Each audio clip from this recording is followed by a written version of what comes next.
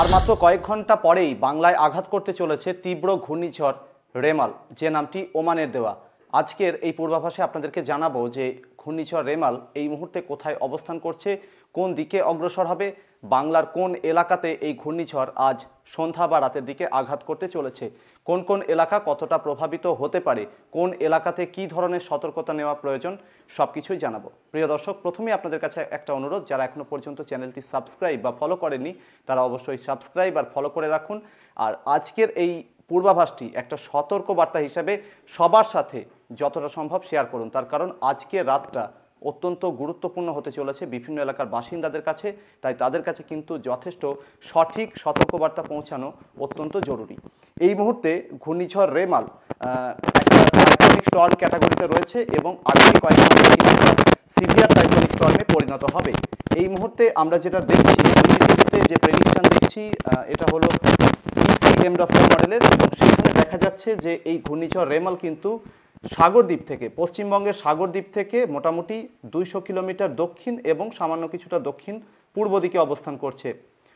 বাংলাদেশের কুয়াকাটা অর্থাৎ বরিশাল বিভাগের একেবারে দক্ষিণাঞ্চলের যে সমুদ্র সৈকত রয়েছে, সেই কুয়াকাটা সমুদ্র সৈকত থেকে মোটামুটি 230 কিলোমিটার দক্ষিণ এবং দক্ষিণ পশ্চিম দিকে অবস্থান করছে। কলকাতা থেকে এই মুহূর্তে 280 কিলোমিটার দক্ষিণে অবস্থান করছে, যখন ভারতীয় সময় ঘড়িতে প্রায় সকাল 9টা বাজে। তো এই ওয়েদার সিস্টেম এর আগে আপনাদেরকে বারে বারে যেরকমটা জানিয়েছি যে এই ওয়েদার সিস্টেমটা কিন্তু অনেকটা ইংরাজি অক্ষর এস এর মতো ট্র্যাক করবে, অর্থাৎ সেই রকমই পরিস্থিতি কিন্তু তৈরি হচ্ছে, সেই মতোই পরিস্থিতি এগোচ্ছে। যদিও বিভিন্ন ওয়েদার মডেলের ইন্ডিকেশনে কিন্তু এখনো পর্যন্ত সামান্য কিছুটা ভিন্নতা লক্ষ্য করা যাচ্ছে, তবে আমি যেটা বারে বারে বলে এসেছি যে সুন্দরবন এলাকা, আরও ক্লিয়ারলি বলতে গেলে পশ্চিমবঙ্গের সুন্দরবন এলাকা এবং লাগোয়া বাংলাদেশের সুন্দরবনে এখানে যে বর্ডারটা রয়েছে, এই এলাকাটাতে হিট করার সম্ভাবনা অত্যন্ত বেশি। তো সেক্ষেত্রে আমরা যদি সর্বশেষ উপগ্রহ চিত্রের পরিস্থিতি দেখি, তাহলে বিষয়টি আরও বেশ কিছুটা পরিষ্কার হবে। বঙ্গোপসাগরের উত্তরাঞ্চল এবং সংলগ্ন এলাকাতে অবস্থান করছে এবং এই মুহূর্তে বঙ্গোপসাগরের বেশিরভাগ এলাকাতে কিন্তু ঘন কালো কিউমুলোনিম্বাস মেঘে ঢেকে রয়েছে, বজ্রপাত হচ্ছে বিভিন্ন এলাকাতে, এবং ভারতের পশ্চিম দিকটাতে, উত্তর দিকটাতে কিন্তু এই মুহূর্তে আকাশ মোটের উপর পরিষ্কার। এই এলাকাগুলোতে শুকনো হাওয়া চলছে এবং তা দক্ষিণ ভারতের বিভিন্ন রাজ্য হয়ে এই সিস্টেমটা চারিদিকে গিয়ে রোটেট করতে থাকছে। আর অন্যদিকে এই বঙ্গোপসাগরের দিক থেকেই আরেকটা হাওয়ার অংশ, সেটা কিন্তু উত্তর পূর্ব ভারতের বিভিন্ন রাজ্য এবং উত্তর পূর্ব ভারতের দিক থেকেও হাওয়া কিন্তু এই ওয়েদার সিস্টেমটার দিকে ঢুকছে। যেহেতু উত্তর পূর্বের পাহাড়ি রাজ্যগুলোর দিক থেকে শুকনো হাওয়া ঢুকছে অপেক্ষাকৃত এবং তাতে আর্দ্রতার পরিমাণ কম, তাই এই সিস্টেমটার উত্তর দিকের এলাকাগুলোতে স্বাভাবিকভাবেই কিন্তু মেঘের ঘনঘটা কম। তাই সিস্টেমটার সেন্টার বা কেন্দ্র এই মুহূর্তে বাংলার উপকূল থেকে খুব কাছে থাকলেও এখনো পর্যন্ত উত্তর দিকের এলাকাগুলোতে বা বাংলার ভিতর দিকের এলাকাগুলোতে সেইভাবে ঘন মেঘের আবরণ কিন্তু দেখা যাচ্ছে না। তবে আগামী কয়েক ঘন্টায় যেহেতু এই সিস্টেমটা আরও কনসেন্ট্রেট হবে এবং শক্তিশালী হবে, তাই উত্তর দিকের এলাকাগুলোতেও কিন্তু মেঘের ঘনঘটা বাড়তে শুরু করবে, যেরকমটা আপনারা দক্ষিণ দিকের এলাকাগুলোতে দেখছেন। তো এই ধরনের খানিকটা পরিস্থিতি কিন্তু উত্তর দিকের এলাকাগুলোতেও তৈরি হবে, অর্থাৎ বাংলার ভিতরের দিকের বিভিন্ন এলাকাতে কিন্তু যত সময় গড়াবে সিস্টেমটা সামনের দিকে এগোনোর সাথে সাথে কিন্তু দুর্যোগের ঘনঘটাও বাড়তে শুরু করবে। ইতিমধ্যে উপকূলবর্তী এলাকাগুলোতে 30 থেকে 40, দার্জিলিংয়ে 50 কিলোমিটার গতিবেগে ঝোড়ো হাওয়া শুরু হয়ে গেছে সকাল থেকেই। যত সময় বাড়বে এই হাওয়ার গতি কিন্তু লাগাতার বাড়তে থাকবে। তো এই সিস্টেমটার সম্ভাব্য ট্র্যাক কেমন কি হতে চলেছে, কোথায় কেমন এফেক্ট করবে, সব কিছু আপনাদের জানাবো। তো সেক্ষেত্রে আমরা যদি এই মুহূর্তে ভারতীয় যে আবহাওয়া দপ্তর রয়েছে তার যে আইএমডি কলকাতা, অর্থাৎ কলকাতার যে শাখা রয়েছে সেটার দিকে যদি, তাদের যে সতর্কতা রয়েছে তার দিকে যদি নজর রাখি, তাহলে বিষয়টি কিন্তু অনেকটা ক্লিয়ার হবে। তো সেক্ষেত্রে দেখা যাচ্ছে যে কলকাতা এবং তার সাথে হাওড়া, এই দুটো শহর এবং এই দুটো জেলা, বিশেষ করে এই এলাকাগুলো কিন্তু যথেষ্ট প্রভাবিত হবে। আজ কি হতে পারে, যেটা রয়েছে এই এলাকাগুলোতে কিন্তু 70 থেকে 80 কিলোমিটার প্রতি ঘন্টায় ঝোড়ো হাওয়া চলবে, তার সাথে কোথাও কোথাও দমকার আকারে এটা 90 কিলোমিটার প্রতি ঘন্টায় পৌঁছাতে পারে, এবং তার সাথে ভারী থেকে অতি ভারী বৃষ্টি, এরকম পরিস্থিতি কিন্তু আজ সম্ভাবনা থাকছে। আর আগামীকালও কিন্তু এই এলাকাগুলোতে হাওয়ার গতি থাকবে, অর্থাৎ সকালের দিকটাতে 50 থেকে 60 কিলোমিটার দুই জেলাতেই, এবং তার সাথে গাস্টিংয়ের আকারে 70 কিলোমিটার পর্যন্ত হতে পারে, এবং আগামীকালও কিন্তু ভারী থেকে অতি ভারী বৃষ্টি এই দুটো জেলাতে হতে পারে। এই একই রকমের সতর্কতা কিন্তু আরও বেশ কিছু জেলার জন্য রয়েছে, যেরকম হুগলি, নর্থ 24 পরগনা, সাউথ 24 পরগনা, প্রত্যেকটা জেলাতেই কিন্তু 70 থেকে 80 কিলোমিটার গতিবেগে ঝড় এবং তার সাথে 90 কিলোমিটার গতিবেগে দমকা লক্ষ্য করা যেতে পারে আজ 26শে মে মেনলি রাতের দিকটাতে। তো যদিও হুগলিতে 70 থেকে 80 এবং গাস্টিংয়ে 90 কিলোমিটার হওয়ার সম্ভাবনা, তবে উত্তর দক্ষিণ 24 পরগনা যেখানে ঘূর্ণিঝড় হিট করার সম্ভাবনা অত্যন্ত বেশি, সেখানে আজ ঝড়ের সর্বোচ্চ গতি মোটামুটি 130 কিলোমিটার প্রতি ঘন্টা পর্যন্ত হতে পারে এবং কন্টিনিউয়াসলি ঝোড়ো হাওয়া যখন এই সিস্টেমটার সেন্টার বা কেন্দ্র প্রবেশ করতে থাকবে সেই সময় কিন্তু 110 থেকে 120 কিলোমিটার প্রতি ঘন্টায় ঝোড়ো হাওয়া চলবে বা ঝড় চলবে, তার সাথে দমকার আকারে সর্বোচ্চ 130-35 কিলোমিটার পর্যন্ত হতে পারে উত্তর এবং দক্ষিণ 24 পরগনা জেলার ক্ষেত্রে। সেই সাথে পূর্ব মেদিনীপুর জেলাতেও 70 থেকে 80, গাস্টিংয়ে 90 কিলোমিটার প্রতি ঘন্টায় ঝোড়ো হাওয়া চলবে, তবে পূর্ব মেদিনীপুরে একেবারে যে কোস্টাল এলাকাগুলো রয়েছে সেখানে হাওয়ার গতি আরও একটু বেশি থাকবে এবং ভারী থেকে অতি ভারী বৃষ্টি প্রত্যেকটা জেলা উত্তর দক্ষিণ 24 পরগনা পূর্ব মেদিনীপুর জেলাতেও হবে এবং উত্তর দক্ষিণ 24 পরগনায় কিন্তু চরম ভারী বর্ষণ পর্যন্ত হতে পারে। আগামীকালও এই প্রত্যেকটা জেলাতেই কিন্তু ঝোড়ো হাওয়া এবং তার সাথে রীতিমতো ঝড়ের দাপট চলবে, তার সাথে ভারী থেকে অতি ভারী বৃষ্টিও চলবে। পশ্চিম মেদিনীপুরে কিন্তু প্রভাবটা অনেকটাই কম পড়বে, অর্থাৎ পশ্চিম মেদিনীপুরের দিকে তো ঝড় যাচ্ছে না, তো সেক্ষেত্রে তার কিছুটা পরোক্ষ প্রভাবে 30 থেকে 40, গাস্টিংয়ে 50 কিলোমিটার গতিবেগে পশ্চিম মেদিনীপুরে ঝোড়ো হাওয়া লক্ষ্য করা যাবে। আগামীকালও একই পরিস্থিতি থাকবে, হালকা থেকে মাঝারি ধরনের বৃষ্টি এখানে হওয়ার সম্ভাবনা থেকে যাচ্ছে।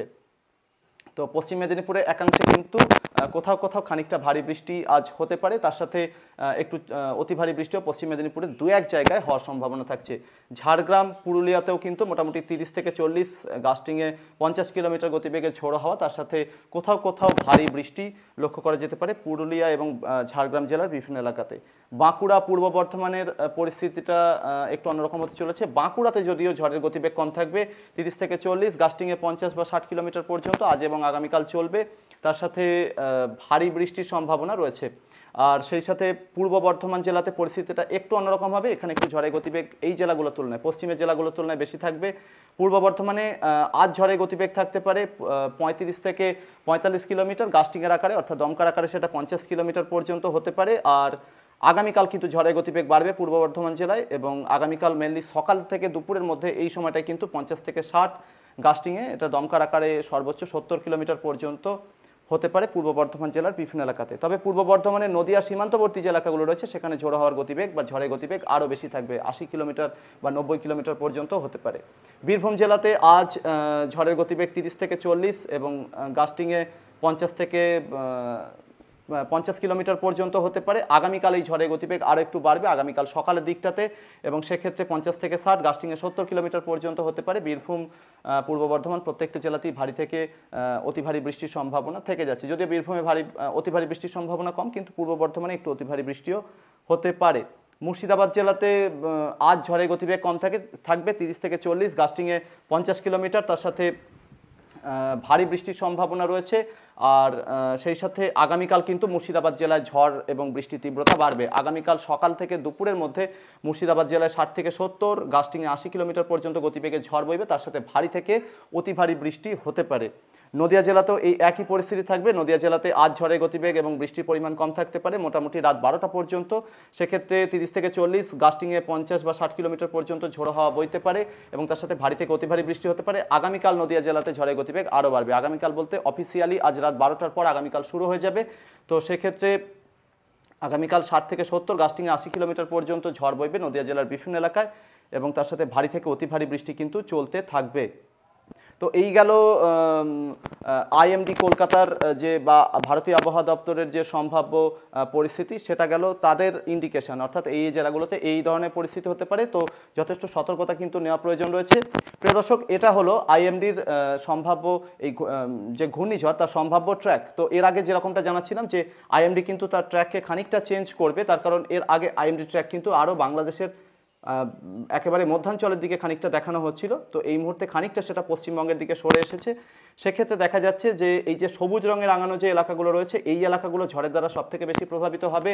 সেক্ষেত্রে বাংলাদেশের খুলনা বিভাগের সবকটি এলাকা, অন্যদিকে বরিশাল বিভাগের প্রায় সবকটি এলাকা এবং ঢাকা বিভাগের দক্ষিণ এবং দক্ষিণ পশ্চিমাঞ্চলে বিভিন্ন এলাকা, অর্থাৎ খুলনা বিভাগ ঘেঁষা ঢাকা বিভাগের যে এলাকাগুলো রয়েছে এই এলাকাগুলোতে ঝড়ের গতি সবথেকে বেশি থাকবে। মোটামুটি এই এলাকাগুলোতে কিন্তু 80 থেকে 90 এবং গাস্টিং বা দমকার আকারে সর্বোচ্চ 130 বা 35 কিলোমিটার পর্যন্ত হতে পারে বিভিন্ন এলাকাতে। আর তার সাথে গাঙ্গেয় দক্ষিণবঙ্গের যে ডেল্টা রিজিয়ন রয়েছে তার মধ্যে উত্তর দক্ষিণ 24 পরগনা, কিছুটা শহর কলকাতা এবং নদিয়া জেলার দক্ষিণ ভাগ, এই এলাকাগুলোতেও কিন্তু ঝড়ের গতি যথেষ্ট বেশি থাকবে এবং এখানেও কিন্তু 80 থেকে 90 গাস্টিংয়ে বা দমকা আকারে সর্বোচ্চ 130 বা 35 কিলোমিটার পর্যন্ত হতে পারে। পরবর্তী সময়ে আইএমডির যে ট্র্যাক রয়েছে তাতে কিন্তু এটা খানিকটা ধীরে ধীরে বাংলাদেশের ভিতরের দিকে প্রবেশ করতে থাকবে, অর্থাৎ আগামীকাল।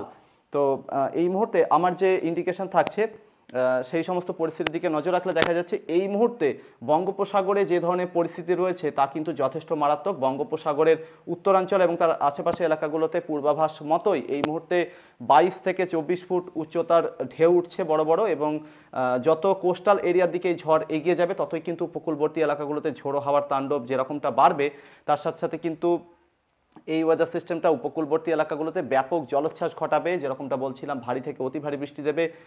শুধুমাত্র পশ্চিমবঙ্গ বাংলাদেশই নয়, উত্তর ওড়িশা প্রভাবিত হবে, ভারতের ত্রিপুরা আসাম পরবর্তী সময় যথেষ্ট প্রভাবিত হবে। এবং এখনো পর্যন্ত যেটা মনে হচ্ছে এই ওয়েদার সিস্টেমটা কিন্তু আজ সন্ধ্যার দিক থেকে ল্যান্ডফল প্রসেস শুরু করবে সুন্দরবনের, মূলত পশ্চিমবঙ্গ এবং বাংলাদেশের যে সুন্দরবনের সীমান্তবর্তী এলাকাটা রয়েছে সেই এলাকাটার কোনো একটা জায়গায় এই ওয়েদার সিস্টেমটা কিন্তু আজ সন্ধ্যার দিকে আরও এক ধপা শক্তি বাড়িয়ে সিভিয়ার সাইক্লোনিক স্টর্ম হিসেবে ল্যান্ডফল করতে শুরু করবে এবং এর ল্যান্ডফল প্রসেস কিন্তু সন্ধ্যার দিক থেকে বা সন্ধ্যার কিছুটা পরবর্তী সময় থেকে শুরু হবে। সেক্ষেত্রে পশ্চিমবঙ্গের হলদিবাড়ি অর্থাৎ সুন্দরবনের যে হলদিবাড়ি রয়েছে এবং কুমিরমারি, গোসাবা এই এলাকাটা এবং এর আশেপাশে কোনো একটা জায়গায় ল্যান্ডফল প্রসেস শুরু করবে।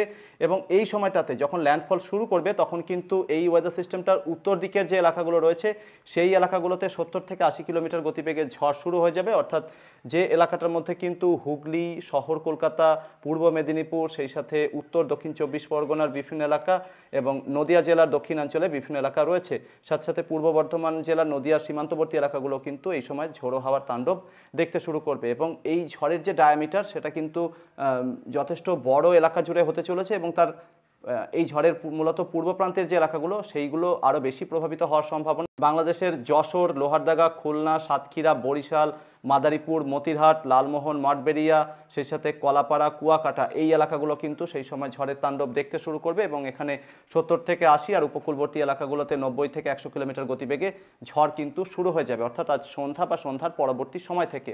তারপর যত এই ঝড় উত্তর এবং খানিকটা পরবর্তী সময় উত্তর পূর্ব দিকে অগ্রসর হতে থাকবে তত কিন্তু এর ওয়েদার সিস্টেমটার নিচে যে অংশটা রয়েছে সেই অংশটা কিন্তু আরও বিপজ্জনক, আরও মারাত্মক। এই অংশটা এটা কিন্তু সাইক্লোনের ল্যাজ বলা হয়ে থাকে। এই ল্যাজের ঝাপটা যখন পড়বে উপকূলবর্তী এলাকাগুলোর ওপর তখন কিন্তু পরিস্থিতি আরও বিপজ্জনক হতে পারে।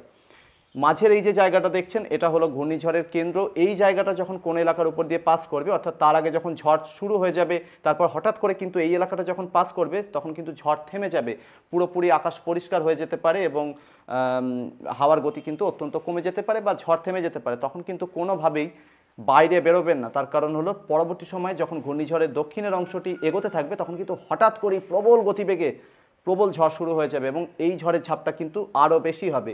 তাই যথেষ্ট সতর্কতা কিন্তু নেওয়ার প্রয়োজন রয়েছে, অর্থাৎ সুন্দরবনের বিভিন্ন এলাকা এবং পরবর্তী সময়ে উত্তর 24 পরগনা জেলার বিভিন্ন এলাকা এবং নদিয়া জেলার দক্ষিণ ভাগের কিছু এলাকা হয়ে কিন্তু এই ঝড় ক্রমশ বাংলাদেশের সাতক্ষীরা এবং যশোর শহর এই এলাকার দিকে অগ্রসর হওয়ার সম্ভাবনা থাকছে, অর্থাৎ উত্তর 24 পরগনা জেলার উপর দিয়ে এবং নদিয়ার দক্ষিণ ভাগ হয়ে কিন্তু এই ঝড় বাংলাদেশের দিকে যাবে বলেই মনে হচ্ছে।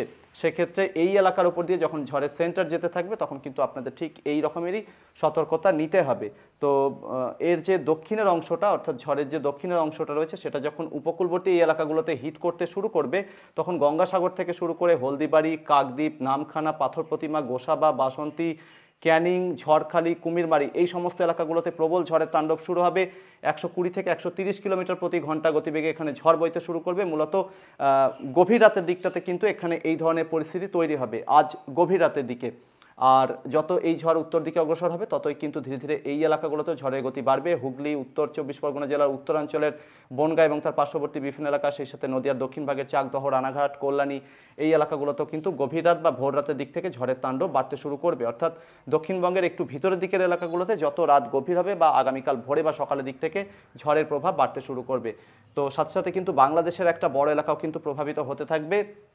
বাংলাদেশের বরিশাল ডিভিশন, খুলনা ডিভিশন, ঢাকা বিভাগের সব ডিভিশনের সব জেলাতেই কিন্তু প্রবল ঝড় বৃষ্টি চলার সম্ভাবনা রয়েছে। আজ সন্ধ্যার দিক থেকে শুরু করে রাত যত গভীর হবে সারা রাত এবং তার সাথে আগামীকাল সকাল পর্যন্ত বা দুপুর পর্যন্ত কিন্তু এই পরিস্থিতি এখানে চলবে।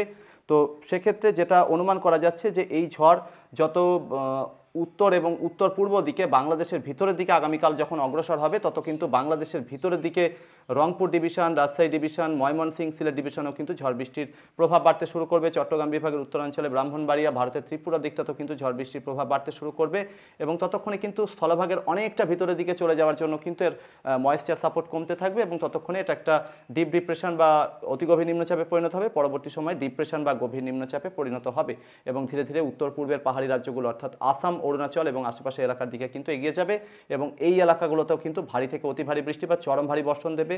পাহাড়ে হরপা বান নামাবে 28শে মে, 29শে মে এই সময়টাতে। উত্তরবঙ্গের আলিপুরদুয়ার, কোচবিহার জেলাতেও ভারী থেকে অতি ভারী বৃষ্টির সম্ভাবনা থাকছে। মালদা, 2 দিনাজপুরেও হালকা থেকে মাঝারি ধরনের বৃষ্টি, কোথাও কোথাও একটু ভারী বৃষ্টি হতে পারে এই ঘূর্ণিঝড়ের প্রভাবে, যেটা আগামীকাল এবং পরশুদিন হওয়ার সম্ভাবনা থাকছে। এই মুহূর্তে সর্বশেষ উপগ্রহ চিত্র যেটা বলছে যে উপকূলবর্তী এলাকাগুলোতে কিন্তু ভারী থেকে অতি ভারী বৃষ্টি শুরু হয়ে গেছে। বাংলাদেশের খুলনা বিভাগের দক্ষিণাঞ্চল এলাকাগুলোর দিকেও কিন্তু ভারী বৃষ্টি শুরু হয়ে গেছে এবং এই মেঘ কিন্তু ধীরে ধীরে গাঙ্গেয় দক্ষিণবঙ্গের ভিতরের জেলাগুলোর দিকে অগ্রসর হচ্ছে। অর্থাৎ এবার কিন্তু গাঙ্গেয় দক্ষিণবঙ্গের বিভিন্ন জেলা, সেই সাথে বাংলাদেশের দক্ষিণ এবং দক্ষিণ পশ্চিমাঞ্চলের বিভিন্ন এলাকা, এই এলাকাগুলোতে কিন্তু এবার একটু একটু করে বৃষ্টি শুরু হবে এবং যত বেলা বাড়বে বা যত আমরা সন্ধ্যার দিকে যাব, ততই কিন্তু বৃষ্টির সাথে সাথে হাওয়ার গতিও বাড়বে। তো আপাতত পশ্চিমের যে এলাকাগুলো, সেই যেরকম ঝাড়খণ্ড, বিহারের বেশিরভাগ এলাকা, এই এলাকাগুলোতে কিন্তু শুধুমাত্র হাওয়ার একটু প্রভাব ছাড়া সেরকমভাবে আর কিছু চোখে পড়বে না। হালকা একটু মেঘ ঢুকতে পারে, তা থেকে কোথাও কোথাও ছিটে ফোঁটা বৃষ্টি বা হালকা বৃষ্টির সম্ভাবনা তৈরি হতে পারে। উত্তর ওড়িশার বালাসোর এবং তার পার্শ্ববর্তী এলাকাগুলোতেও কিন্তু ঝড় বৃষ্টির যথেষ্ট প্রভাব আজ থাকবে। আগামীকাল থেকে এখানে ধীরে ধীরে আবহাওয়ার উন্নতি চোখে পড়বে।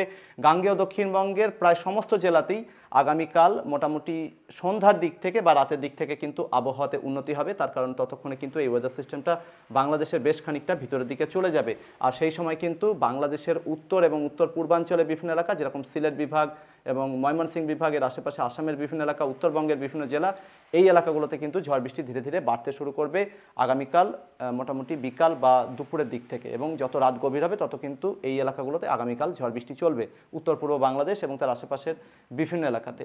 তো এই পরিস্থিতিতে আপনাদের যেটা জানাতে চাইবো যে মেনলি উপকূলবর্তী এলাকাগুলোতে ড্যামেজিং উইন্ডস চলবে, যেটা 130 থেকে 140 কিলোমিটার পর্যন্ত হতে পারে। তাই এখানে কোনোভাবেই থাকা যাবে না, সাইক্লোন রিলিফ সেন্টারে চলে যাবেন অবশ্যই। আর সেই সাথে যাদের একটু ভিতরের দিকে বাড়ি, যাদের পাকাপোক্ত বাড়ি রয়েছে সেখানেই থাকুন এবং তার সাথে সাথে কিন্তু প্রত্যেকটা অত্যন্ত প্রয়োজনীয় জিনিস যেরকম শুকনো খাবার, পানীয় জল, সেই সাথে টর্চ লাইট বা এমার্জেন্সি লাইট, প্রত্যেকটা জিনিস সঙ্গে চার্জ করে অবশ্যই রাখুন। মোবাইল ফোন থেকে শুরু করে আরও অন্যান্য ইলেকট্রনিক ডিভাইস যতটা সম্ভব ফুললি চার্জ করে রাখুন। আর তার সাথে সাথে বাংলাদেশের ম্যাক্সিমাম এলাকা কিন্তু এই ঝড় বৃষ্টির প্রভাব দেখবে, তাই এখানেও কিন্তু যথেষ্ট সতর্কতা নেওয়ার প্রয়োজন রয়েছে। ঝড় বৃষ্টির সময় কোনোভাবেই কিন্তু কাঁচা বাড়িতে আশ্রয় থাকবেন না, অন্ততপক্ষে আজ রাত এবং আগামীকাল সারাটা দিনে বেশিরভাগ সময় জুড়ে। আর সেই সাথে ঝড় বৃষ্টির সময় কিন্তু বাইরে কোনোভাবেই বেরোবেন না।